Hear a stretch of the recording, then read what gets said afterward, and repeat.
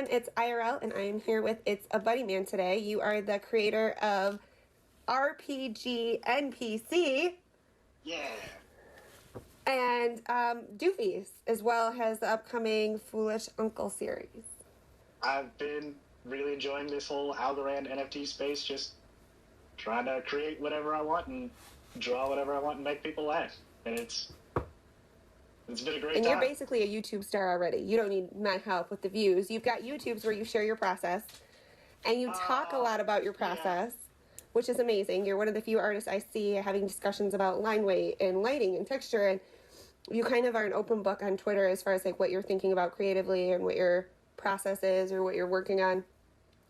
You have any great advice for us, maybe the less seasoned folk? Just be transparent in what you're doing. Create a plan, kind of pitch it, show some work examples. If, I guess this is to anyone trying to start an NFT project, just promise what you can accomplish yourself. That's kind of what I always aimed for, like in any of my projects. I would not promise anything that I couldn't do it. I didn't know I could do it myself. Because I didn't want to rely on anybody. I didn't want to have anyone fail. I didn't want to have anyone anything blow back on me. So if you were just starting out, maybe start there. And build off of that. And if you can, I feel like I've established that part. I've made enough Algorand that I feel like I am looking to invest in improving my website and building things around my projects. I don't know, I want to be able to tell, or I want each Doofy to be able to tell its own story in an easy to read, easy to view way. And I feel like that would be beneficial for both my projects. If you could see these characters, if you could see each Doofy and you could be like, this one's making fun of that thing for this reason. And get that little bit of extra history compared to just a bunch of bug-eyed, loud critters. So It's Buddy Man started forever ago, right? Probably late 2018, I gave a presentation at my work about if I am going to continue to love art, I'm gonna have to do it on my own time, because work is absolutely work. It just has to go. It has to look like what the client wants it to look like, and it needs to be done. So I gave that presentation, and that's kind of when I started on this. I'm gonna post on Instagram. I'm gonna post a piece of art on Instagram every single day, and I did that for a while. I tried real hard, and doing that is tough because, posting a piece of art every single day, anybody could do that. Are you posting that after 5 minutes? Are you posting it after an hour? How much time are you putting into this single individual piece of art? Then it became this where everything, I couldn't make a showstopper every single day. Right. And burnout and knowing people, having 300-400 people that I know basically in real life, not even clicking a single heart. It was 4 hearts or whatever. Oh. It just felt like it went nowhere. Yeah. And almost everything I did was referenced characters I didn't own. It was all fan art. Spider-Man, Venom, Bobby Hill. I have no idea what you're talking about. I'm kidding. Those were some of the first pieces I saw of yours was Bad Bobby. And so I made all that stuff. I started working. I don't know. This was kind of I didn't really do art for myself from 2011 to almost 2018. I was just doing work. I was commuting a lot. And in my free time, I did not want to pick up a pencil and try to do more art or do anything on the computer. And it took a while to get back to that. And then I kind of went through this phase. I got watercolors. I bought a couple $100 worth of all kinds of mixed media art supplies, gouache, and started doing all these 5x7s. And that's what, Bad Bobby was, and all those. I made all those. And I didn't know what I was going to do with them. I just had them, and I would take pictures of them, scan them, post them on Instagram. And then just being on Reddit, I made some money on Dogecoin, started messing around on Coinbase, reading about Algorand on Reddit, and then saw AB2 Gallery and Algo gems and started messing around with those and didn't know what I was doing and minted stuff that I already owned or already had created, and then just kind of, it gave me all the tools and an audience to exclusively work on my own original art. And once I realized, what NFTs were about, and it was like It's Buddy Man was just kind of like a, I don't know, vibe to aim at. It's not like me. Nobody really calls me that, but it's kind of like, I want it to be more lighthearted. I want it to be funny. I want it to not be doom and, not negative. Like, I don't know, like, as a It's Buddy Man, my own rules, I should try to steer away from politics as like, we're not going to fix that at brunch, Becky. Like, calm down. Like, or whatever. I always thought that was funny. We're not going to fix the world's problems at lunch. And if anyone's going to do it, it's probably not going to be me. I don't have the plans. So like, as It's Buddy Man, I kind of, cartoony, maybe it's the funny pages of the Algorand newspaper or the Mad magazine, as Doofy hopes to be. Role-play game, non-player character. Yeah. What does that mean? So, a role-playing game is like Dungeons and Dragons, and these are the characters the players don't play as. If you were a Dungeons and Dragons player, you would be a player character. Okay. And if I was the dungeon master, I would have to pretend to be every other person in the world that you meet. You'd be the non-player characters. I would be every single character that isn't the hero. You just, like, a light bulb just went off for me as far as how on earth you could have a non-player character. I mean, I knew they had storylines, right? And I know that there's text involved for those non-player characters, but I guess I never really thought about how they fit into a game necessarily. So you have a collection of non-player characters. Yeah, the barkeep, the waitress, the drunk number 3, homeless dude 2. Homeless dude 2? Like, goblins are just like a dime a dozen as well. Well, they're rare in the series, but just in the fantasy world, they breed like rabbits, and they're very expendable.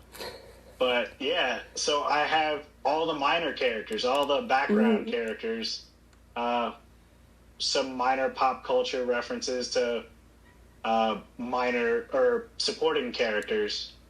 And the idea is you get these characters and then events happen, and they're basically illustration events and collaborations.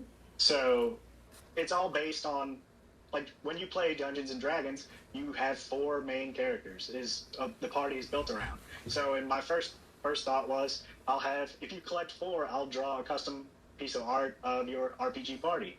And then what do you do in RPG games? You go and you fight the dragon, you fight a boss. So we have Algo Ribbits, Felix, Scott Martin, Immortal Jolly, and then I think Gecko.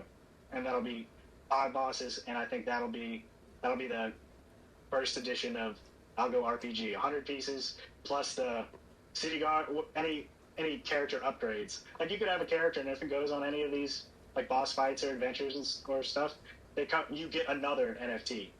And this morning we were talking about Arc 19, and I think the second edition would be, I think that'd be awesome to do all of them Arc 19. You just get like your basic naked character, and they're not just, I don't think they'd be like naked in a like action figure kind of pose, but like, like dirty rag, like I'm a homeless person, like ready to go, or like I just got dumped off in Hunger Games, like you said earlier. Like, here's my stick and matches or whatever. Right now we're doing the second boss fight, and it is a collaboration with Art by Felix. And so there's a shuffle going in Discord right now for 4 winners, and 4 NPC holders are going to have the opportunity to have their characters be illustrated like in an artboard kind of scene, or maybe more of like a comic book fight scene of their character and their 3 other allies fighting against this boss, which is going to be illustrated by someone else, and all the So it's an actual collaboration with two artists drawing on the same page with 4 characters we don't know yet. That's a big part of the project. I try to bring artists that inspire me to collaborate with the project so that kind of like the holders can get like a custom piece. It's based on the piece that they hold, and I figure each one's a unique enough character. It's always fun to see like somebody else's complete different spin on it. The goal is to finish the 5 bosses, get Doofy to February, and that would be the end of the first, I guess, Doofy wallet. February to February would be 1 year, and I'll make a new Doofy wallet, and all those can be the first Doofy first edition or whatever. Okay. And then take a break. Dude, after Foolish Uncles, I'm taking a break. So for anybody who doesn't know, Gecko did the movies, which went to charity 100%, which, talk about an honor, right? Like, Gecko did a riff off you. Like, that's cool. Like, yeah. I don't even know, right? Like, an artist that's selling for that. I just was, like, literally to slap my character's face onto charity is, that was, I don't know, made me feel really good. I was really happy to do that, and I was happy that it could be Doofy's face, working to put a smile on kids' faces. Yeah. Yeah, I'm sitting here at my desk doing my work, and I actually like clicked on Zeus to see if he blocked me. And, I saw that.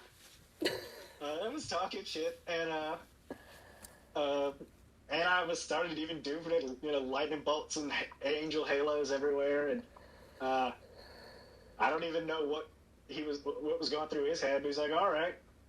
And, he played matchmaker on Twitter, and he said, hey Gecko, is it cool if I pay its buddy man a wise uncle and 1,000 algo to make 99 Doofy uncles? And he never, and we talked briefly, he said full creative freedom, 50% to charity, and I was like, yeah, that's all fine. But I don't know what he expected, if he just expected like 99 of those like Doofy geckos more, or I don't know what he expected, but I wanted to try to really make a spin-off. I mean, you have wise uncles. I feel like Foolish Uncles are perfect for that, and they get to be FUs. No pressure though, right? I don't have 99 on the board yet, but I have like 12 I think. Are you going to show us some of them? Yeah, I can. Let's see. So I have that one. He's awesome. I love him. I have a gecko that's kind of that fun rainbow skin with the tongue coming out. Oh my gosh, they're so good. This is the newest one I thought about, and it's not finished. It's supposed to be the Picasso? No, just Oh no, she had a what did she do, or he do? He had a painter one too. It wasn't Picasso though. It was. And then I thought maybe Gecko was a Big Trouble Little China fan, because I saw the low pan, so I did I think it's Jack Burton is the character's name from Kurt Russell from Big Trouble Little China, which is a movie I like. But those are some of the newer ones that I'd kind of been working on, so I have to run. Gotta get back to work. No, it's been great. Thank you for sitting with me. It was awesome. Thank you for having me. Thanks for doing this.